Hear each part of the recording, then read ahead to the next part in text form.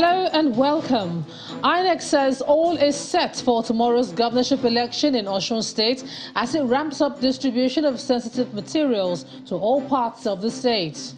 Police beef up security across Osun State ahead of the governorship poll as civil society group challenges INEC to raise the bar in the conduct of elections in the country. APC vice presidential candidate Kashim Shettima breaks silence on the party's Muslim ticket controversy, defends the decision by presidential candidate Bola Tinubu. And on business news tonight, Nigeria's headline inflation rate beats economists' forecast, climbs further to 18.6% in June, its highest level in 5 years. On sports news tonight, Court of Arbitration for Sport upholds decision of football governing bodies FIFA and UEFA to exclude Russian national teams and clubs from their competitions. And from Abuja, the National Industrial Court orders immediate upward review of the salaries of judges and justices in the country, describes the current pay package of the senior judicial officers as embarrassing. And in international news from London, Sri Lanka's Prime Minister has been sworn in as acting president as the country reels from an economic crisis and unrest.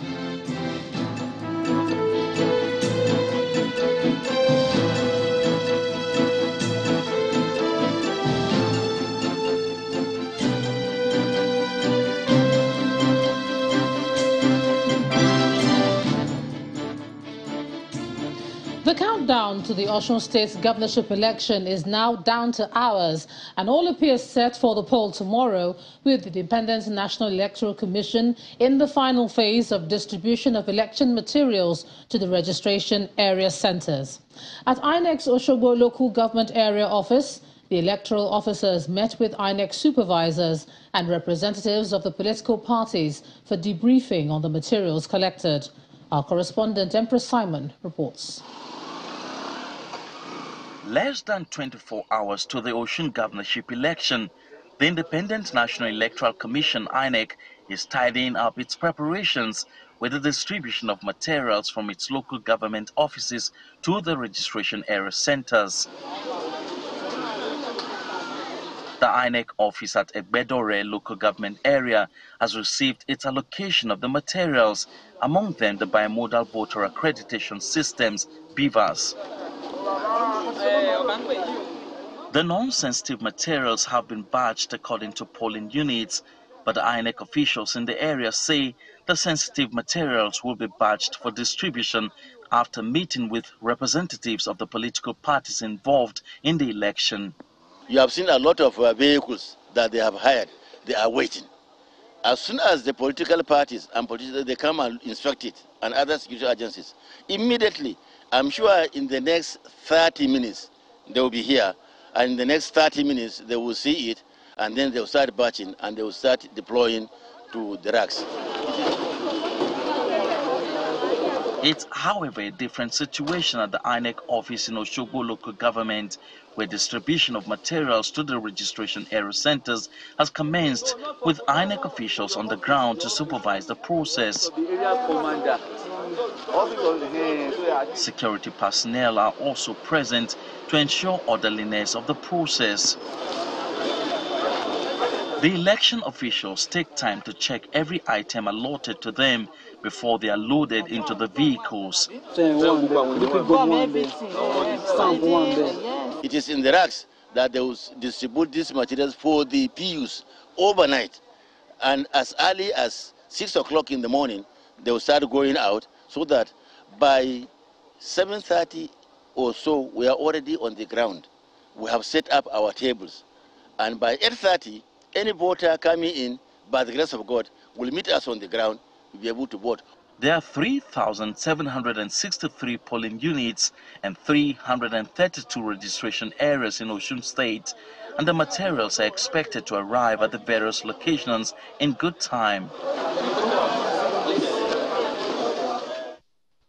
Meanwhile, ahead of tomorrow's election, the police have continued to give the assurance that residents of Osun State have nothing to worry about in terms of security.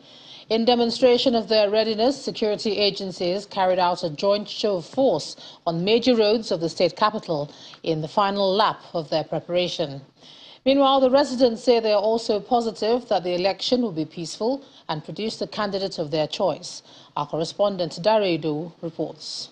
In preparation ahead of tomorrow's exercise, security agencies are manning strategic locations into the state, and at the moment the police are running checks on vehicles. Traffic is building up quite fast on my right, and that's because the police are trying to restrict movement away from the INEC office, which is about a kilometer away from where I'm standing. Back at the police command in Osogbo, there are a lot to show as to how the police is gearing up to provide security on land, on the water, and in the air.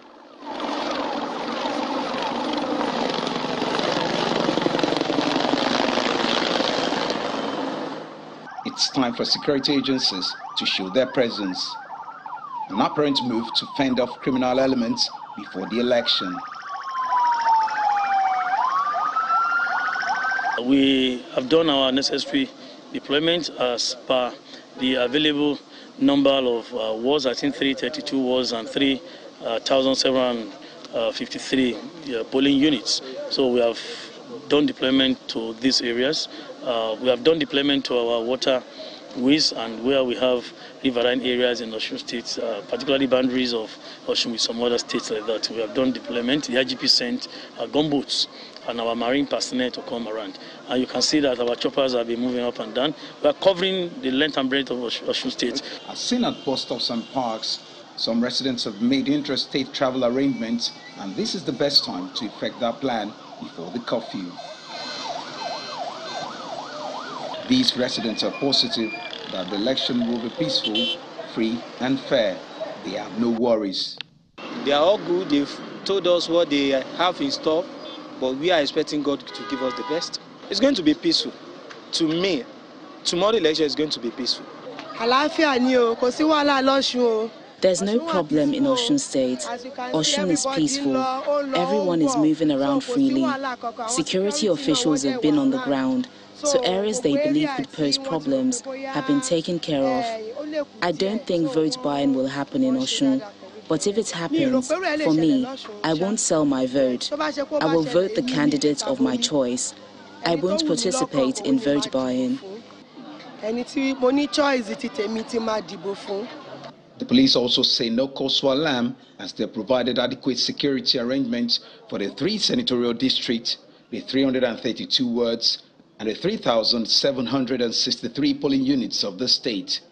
Dari Idowu, Channels Television News. And staying with tomorrow's election, various civil society groups have been calling on political parties and the gladiators in the contest to play the game in line with commitments they've made. The Nigeria Civil Society Situation Room is urging INEC to improve on the Ekiti governorship election and to make the poll a more credible exercise. When we had a meeting with the DIG yesterday, all the security agencies were on ground. And that means that they are taking responsibility, each and every one of them. And so we hope for a better election. We see the preparedness of the State Electoral Commission and the support from the commission in Abuja. And we saw all the officers that have been on ground. We see that everybody is ready. The National Commissioner who is in charge of the election is on ground. And all the duty officers from the different agencies are also on ground. We believe you are ready. We believe we will have a better election. What we are saying is step up what you are doing in Osun to make history. Let's improve on Ekiti, and we believe they can do more. The Beavers' performance was about 75% in Ekiti. We want to see 100%. Meanwhile, a group of women in Osun State is calling for the strengthening of women's political participation and inclusion for better democratic results beyond tomorrow's election. While applauding the electoral umpire for introducing the bimodal voter accreditation system in the election, the group is hopeful that the election will be credible. They also want the authorities to ensure that there is no violence against women during the exercise. Muslim women and the Christian women, we are pleading that peace should reign before, during, and after elections. We don't want any form of rancor. We don't want war. What we want is peace. Let us have a peaceful election process. There should be fear-free elections. We will try as much as possible as women from most of the trainings that we have had to educate our people too out there on what they are going to face during the elections. But please, what is important is our lives.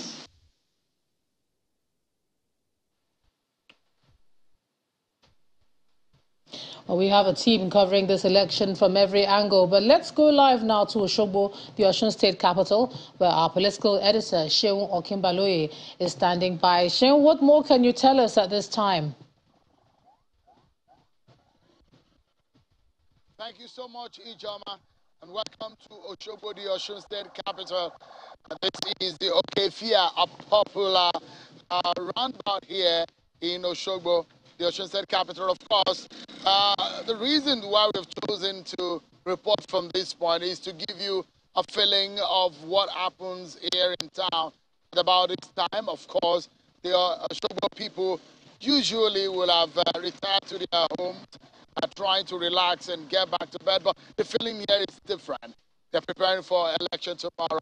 Usually this kind of environment of Okefia is usually of heavy traffic around this time for people trying to get to their homes, but it's sort of deserted. People are speeding and racing to get to their homes in time before they're caught up with the midnight curfew hour, when they will not be able to move any longer, because the curfew that has been placed is between 12 midnight and 6 p.m. tomorrow.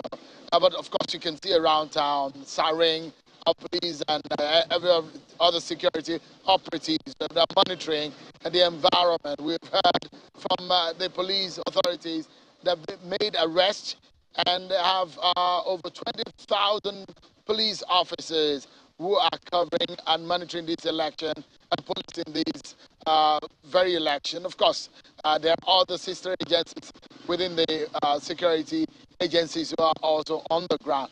But largely, it's been peaceful. In the last 24 hours or so, where we're seeing a heavy deployment of every of the security agencies you may think of in Nigeria. They have made their presence known right here in Osogbo. As soon as you are entering into every entrance and exit of Osun State, you will see military operatives. They are mounting roadblocks, checking vehicles that are moving in and out of the state. But that will stop at midnight. All the entrances and exits will be shut. INEC is also assuring that everything, as far as the preparations, logistics, the beavers, everything is set for tomorrow's election. There's a major burden on INEC's shoulder. Ekiti election, as far as INEC is concerned, was a success. Osun State election, they would like to repeat and perhaps do better. But ahead of the 2023 general election, this is the very last off-season election. Eyes are going to be on INEC to do better than what they did in Ekiti. And of course, China's television is on the ground. We're combing every aspect of the state to give you the kind of coverage that you desire. And that's being the update right here from Okefia in Osogbo, the Osun State capital. It's back to you, Ujoma. All right, thanks a lot, Seun. We look to you and the team for updates as soon as you have them all through tomorrow right here on Channels Television. Thanks a lot. And in part two, after the break, INEC fixes July the 31st as deadline for voter registration in the country. Plus, APC vice presidential candidate Kashim Shettima breaks silence on the party's Muslim ticket controversy, defends the decision by the presidential candidate Bola Tinubu. All in a moment. You join us again.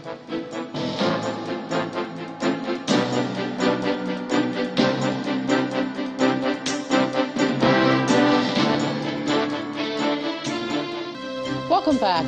If you've just joined us, you're watching the news at 10 on Channels Television, coming to you live from Lagos. A reminder of our top stories. INEC says all is set for tomorrow's governorship election in Osun State as it ramps up distribution of sensitive materials to all parts of the state. Police beef up security across Osun State ahead of the governorship poll as civil society group challenges INEC to raise the bar in the conduct of elections in the country. APC vice presidential candidate Kashim Shettima breaks silence on the party's Muslim ticket controversy, defends the decision by presidential candidate Bola Tinubu. And Sri Lanka's Prime Minister is sworn in as acting president as the country reels from economic crisis and unrest.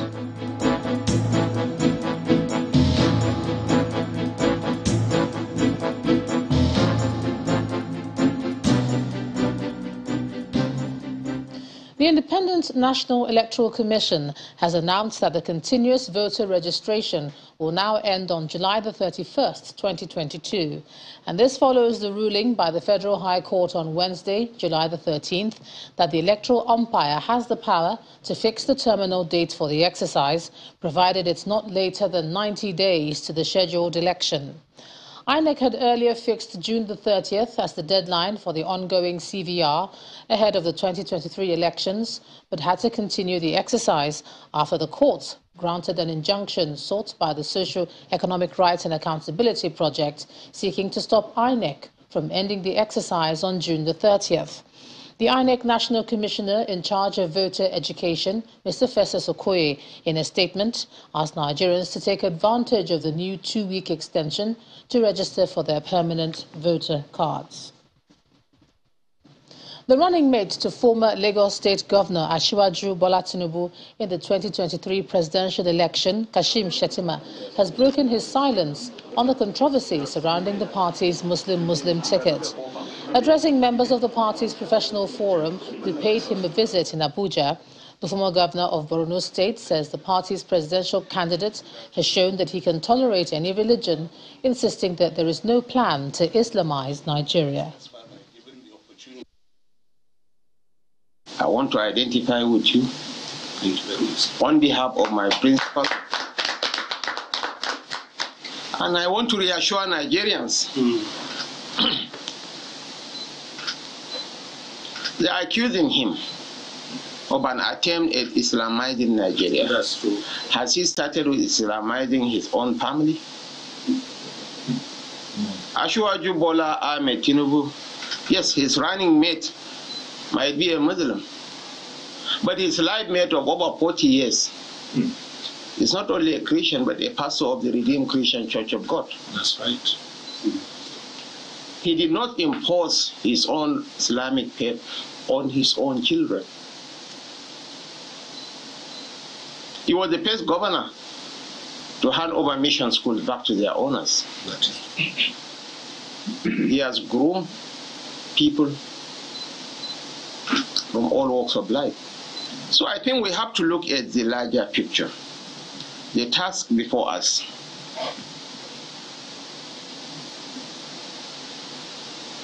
is to transform this nation into a just and fair society, where everyone will have a sense of belonging. We are a kaleidoscope of colors. That's true. We should learn to accommodate and embrace each other. We cross over to Abuja now, and here's Makbe Ogun Yusuf. Makbe? Hello, Ijoma. It is some cheering news for Nigerian judges as the National Industrial Court has ordered the Revenue Mobilization, Allocation and Fiscal Commission to commence the upward review of their salaries. The court also ordered a yearly or at most biannual upward review of salaries for the affected judicial officers. Justice Osatunhamwe Obaseki Osage, who delivered the judgment in a suit between a senior advocate of Nigeria, Mr. Sebastian Hon, and the Attorney General of the Federation, and 3 other defendants, held that the current salaries for these judicial officers are embarrassingly too low and unrealistic. It's Judgment Day at the headquarters of the National Industrial Court in Abuja, where Justice Obaseki Osaye delivers a verdict in the suit asking the court to compel the Revenue Mobilization, Allocation and Fiscal Commission to upwardly review the salaries of Nigerian judges. The court is not so full as it was during the previous hearing, when at least 30 senior advocates of Nigeria, including the president of the Nigerian Bar Association, attended the session. Mr. Sebastian Hon, a senior advocate of Nigeria, had dragged the Revenue Mobilization, Allocation and Fiscal Commission, along with the Attorney General of the Federation and the National Assembly to court, to compel them to increase the salaries of judges in the country. Delivering her judgment on the matter, Justice Obaseki Osaye of the National Industrial Court in Abuja upholds the prayers of the plaintiff, describing the refusal to review the salaries of judicial officers since 2008 as embarrassing. Justice Obaseki Osaye ordered the federal government to commence a monthly payment of 10 million naira to the Chief Justice of Nigeria, 9 million naira to other justices of the Apex Court and the President of the Court of Appeal, and 8 million naira for other justices of the Appellate Court.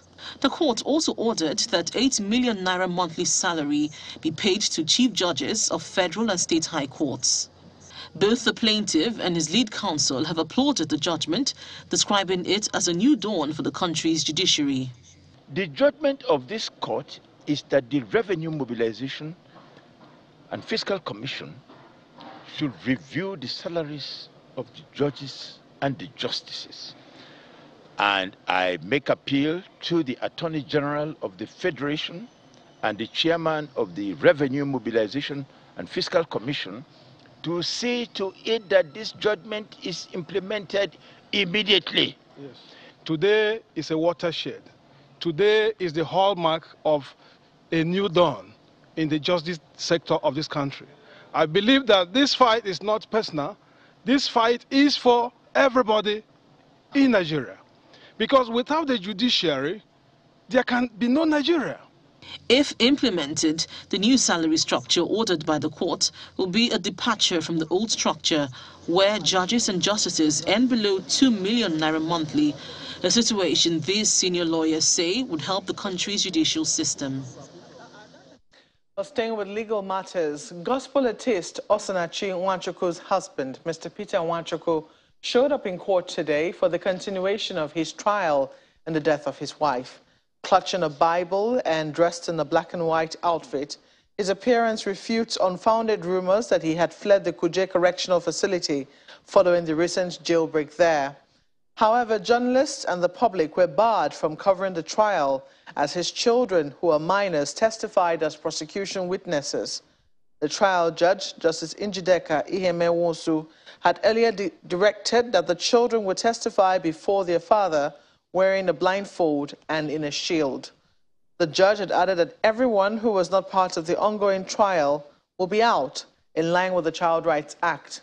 The case has now been adjourned till October the 11th for continuation of trial. In other news, as the country intensifies efforts towards revitalizing its economy, it must continue to protect the most vulnerable in society who are likely to fall below the poverty line. This admonition is coming from the United Nations Resident Coordinator, Matthias Schmale, at the closeout event for the Sustainable Development Goals Joint Program on Social Protection in Abuja. Our correspondent, Kayla Megwa, reports. Thank you very much. It has been an eventful 2.5 years for the Joint Program on Social Protection in Nigeria. One of the 35 selected countries for the $2 million project, the intervention was timely as the COVID-19 pandemic, climate change, and other factors caused contractions in economies all over the world. United Nations Resident Coordinator for Nigeria stresses the need for these interventions. Fixing the economy is not going to be quick, it's complicated.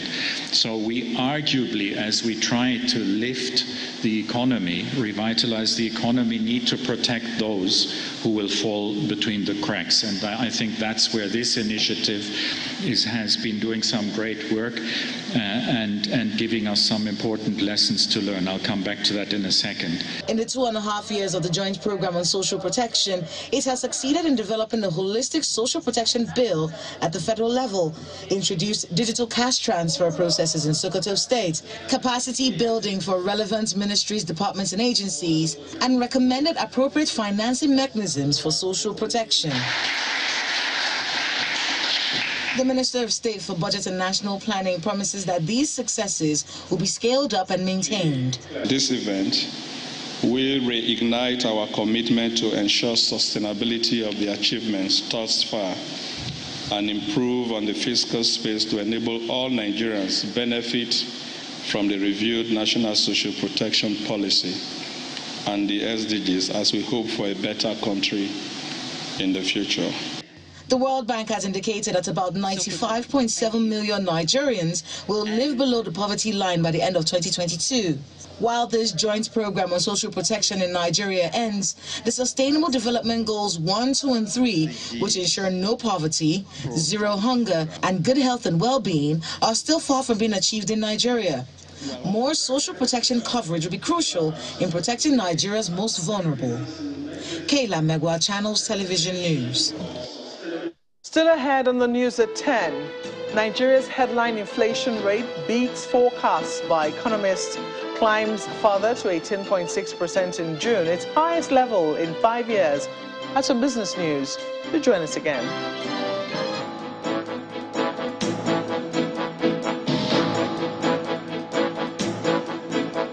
Welcome back to the news at 10. As part of efforts to ensure security within the West African sub-region, the Chief of Defense Staff, General Lucky Rabo, is pledging Nigeria's support for the armed forces of Liberia. General Rabo made the promise when he received the Chief of the Armed Forces of Liberia, Major General Charles Johnson, at the Defense Headquarters in Abuja. It's a meeting of military leaders as Liberia's Chief of Armed Forces arrives at the Defense Headquarters in Abuja with his entourage. After inspecting the Guard of Honor, Major General Charles Johnson goes into a closed-door meeting with Nigeria's Chief of Defense Staff, General Lucky Rabo.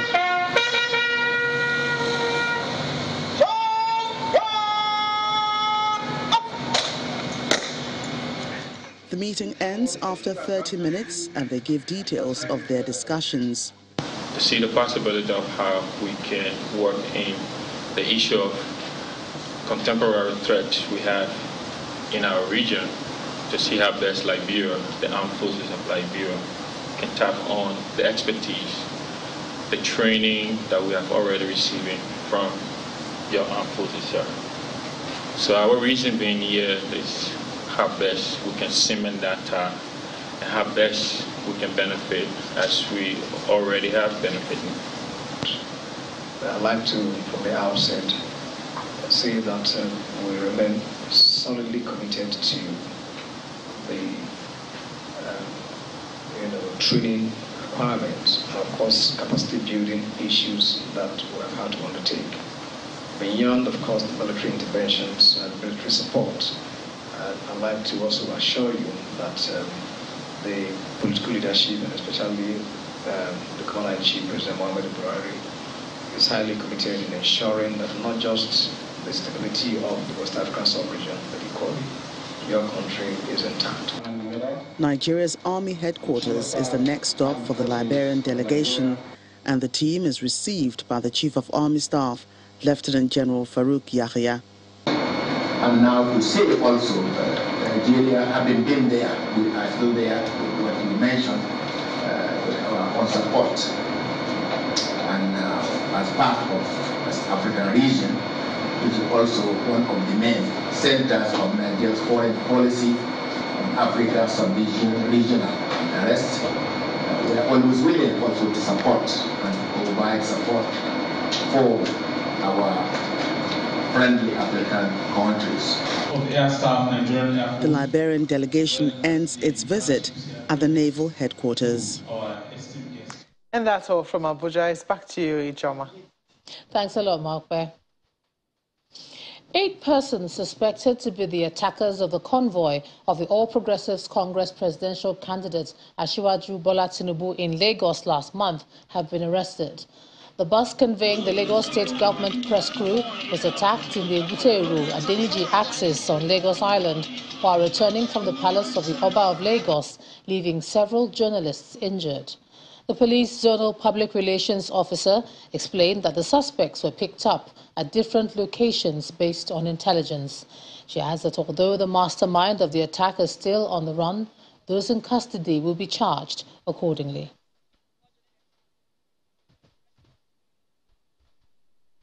Meanwhile, the police in Katsina State have arrested 33-year-old man Kamala Lawal Abubakar of Unguwar Stale Quarters in Dan Musa local government area of the state.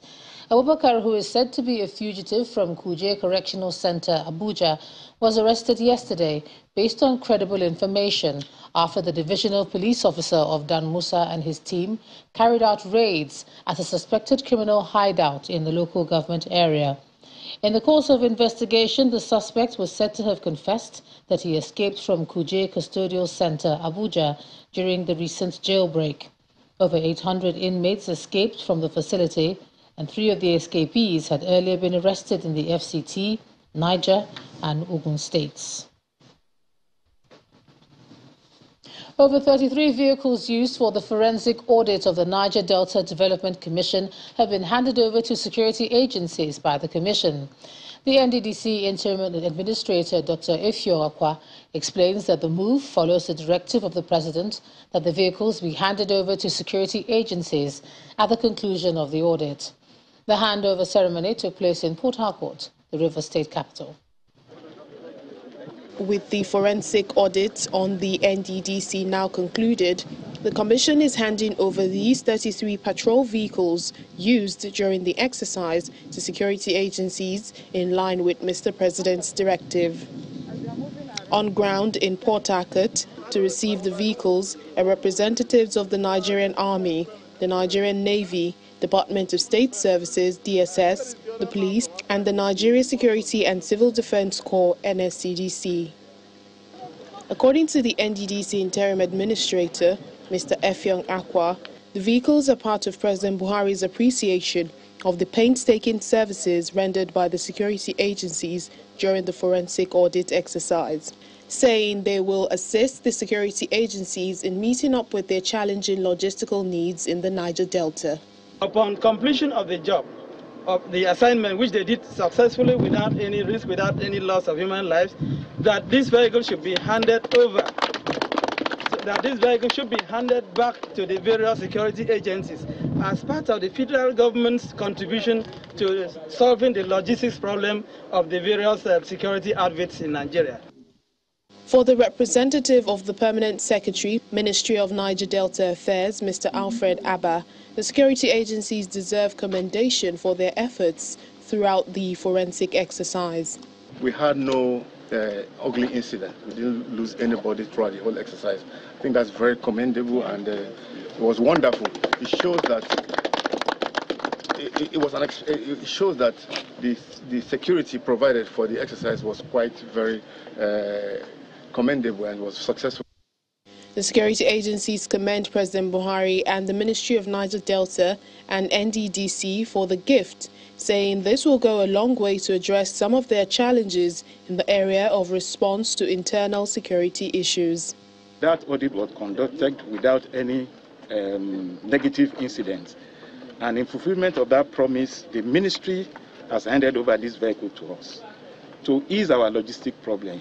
And I believe these vehicles will help in our internal security situation.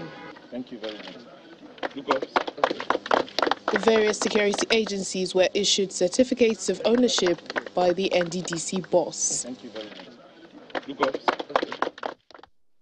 In preparation for the National Population and Housing Census in 2023, the National Population Commission has begun its trial census in local government areas across Lagos State.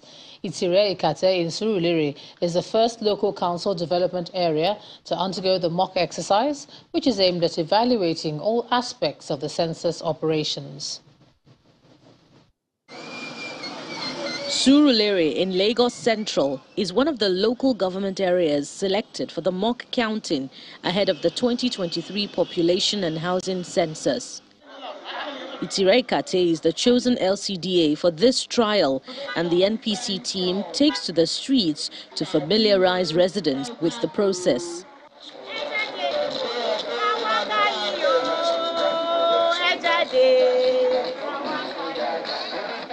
What we're doing is to ask them the same questions we'll be asking during the census, so that when they understand us or we find out that they do not understand us, we'll be able to make amendments. That's why it's called a trial. It's a dress rehearsal, so that we can have, where there are mistakes, where we need to improve on, what we need to take out, we'll be able to do that. We'll test the timing now.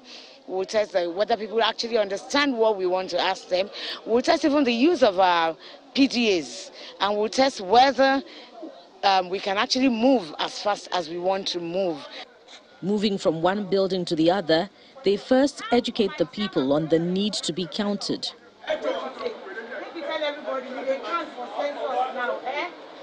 Then the dress rehearsals begin. This process entails testing the technology that has been deployed. It's like using a normal phone.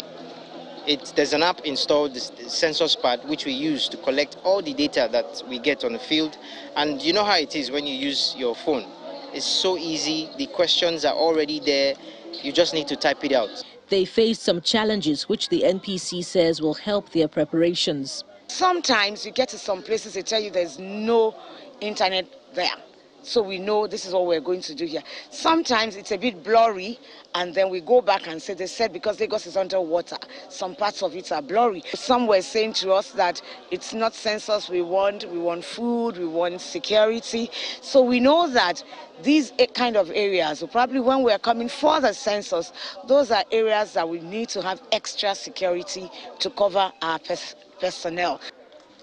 After this trial, which is replicated across the country, the next time the NPC will involve citizens on a large scale, which will be in April 2023 during the main population and housing census. To some business news now, here's Teniola Shobowale.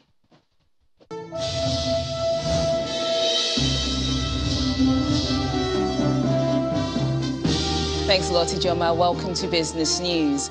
Nigeria's headline inflation rate climbed further from 17.75% in May to a 5-year high of 18.6% last month, beating economists' expectation of 18.4%.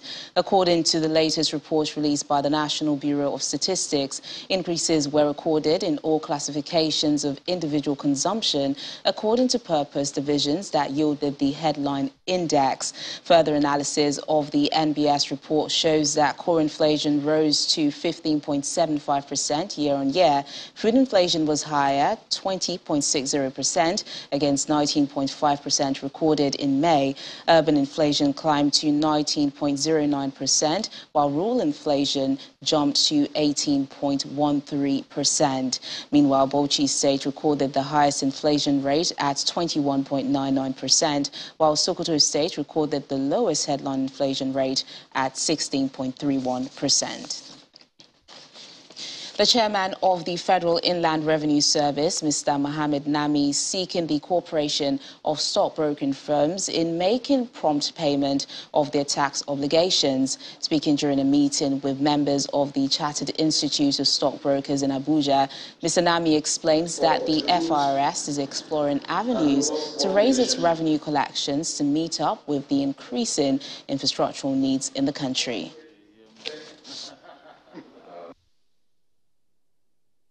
The tax collection by us as a service continue to contribute about 60% monthly to what the FAC family shares on a monthly basis. The federal government too and the state continue to battle with issues of deficit budget and the need for them to have money for development to fund the deficit also in infrastructure, security, health, education, economic and social crisis, and to mention the list. One of our cardinal goals is to collaborate with critical stakeholders, to collaborate with any ministry, department, and agency, institution or body that will aid FIRS to generate more revenue.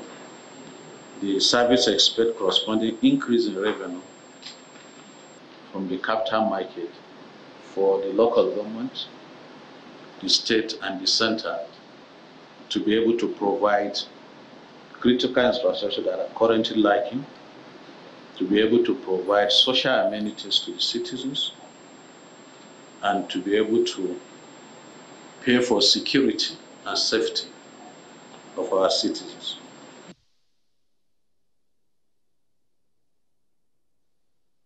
The shares of South African telecom service provider Telkom surged by around 30% today after its rival and Africa's biggest mobile operator, MTN, announced plans to buy the company. A statement released today revealed that MTN would pay for Telkom either in shares or through a combination of cash and stock.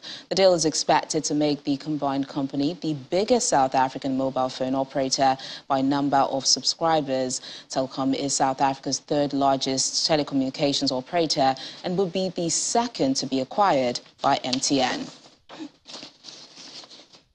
And back home to the domestic stock market, where the bull made a stunning comeback after a 2 consecutive day downturn. Will Ibong tells us more.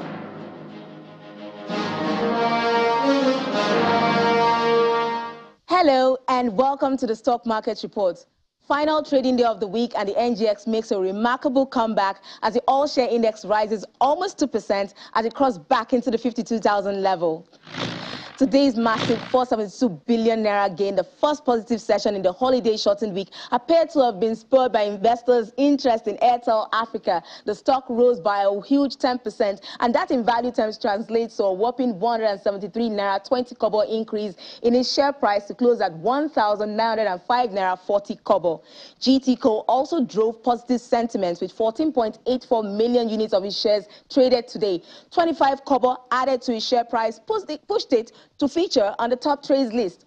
Very green activity chart, over 200% jump in the value to 4.12 billion naira from about 1.2 billion naira seen yesterday. Over to the sectors where we saw almost similar positive close for the key indexes, but except for industrial goods counter, which was dragged down by Dangote Cement's 10 naira loss. A big sigh of relief for the markets as it hits a home run. And that's the stock market report. I'm Will Ibang. Back to you.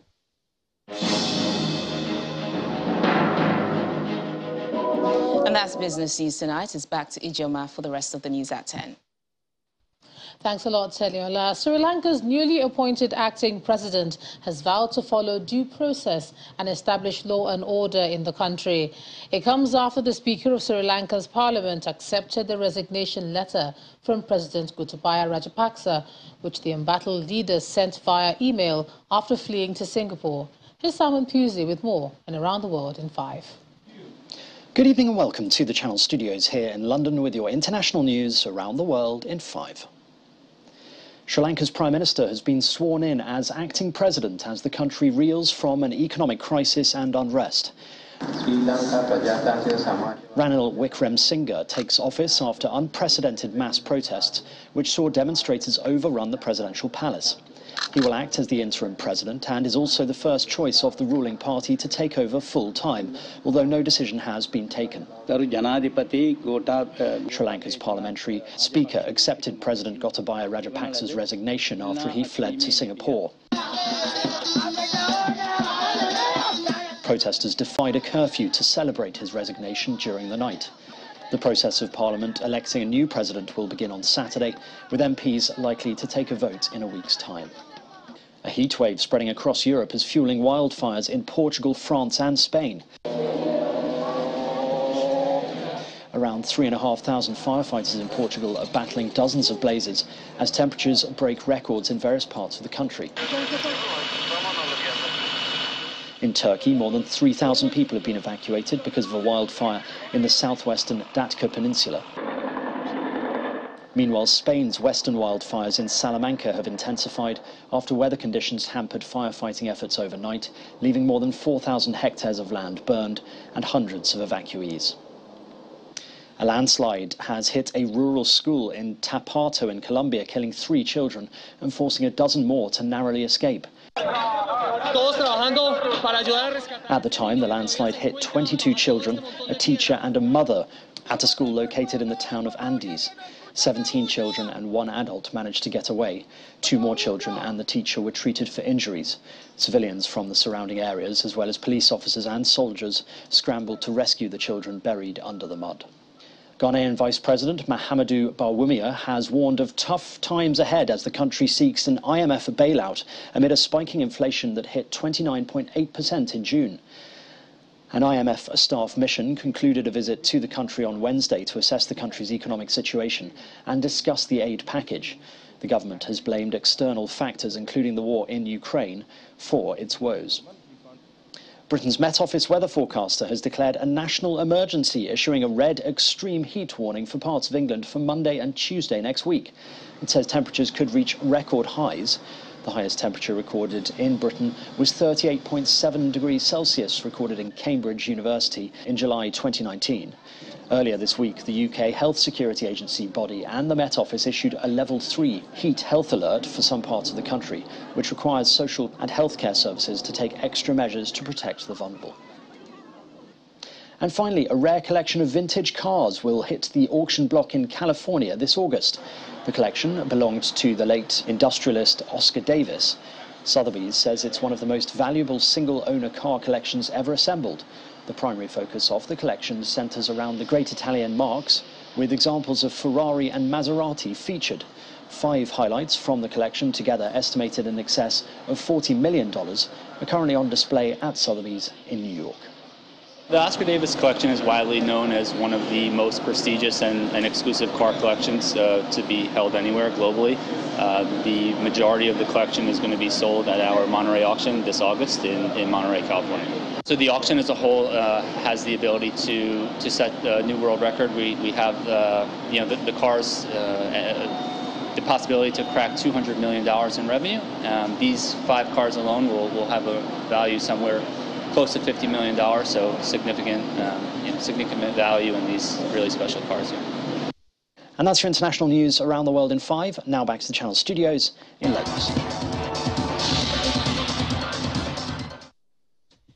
Many thanks, Simon. The Court of Arbitration for Sport has dismissed appeals filed by the Russian Football Federation and 4 Russian clubs against FIFA and UEFA's decision to ban them from all competitions following the country's invasion of Ukraine.